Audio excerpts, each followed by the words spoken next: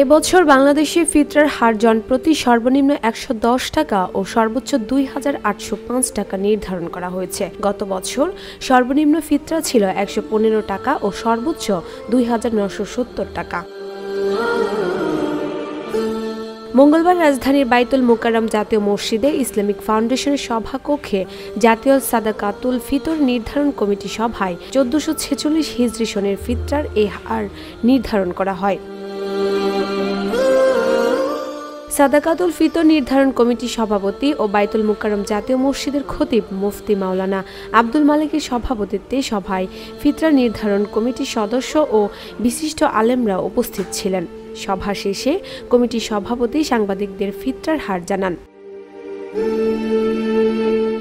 সভায় সর্বসম্মত সিদ্ধান্ত হয়, ইসলামী শরিয়াহ মতে মুসলমানরা সামর্থ্য অনুযায়ী গম, আটা, যব, খেজুর, কিশমিশ ও পনির যে কোনো একটি পণ্যের নির্দিষ্ট পরিমাণ বা এর বাজার মূল্য ফিতরা হিসেবে গরিবদের মধ্যে বিতরণ করতে পারবেন।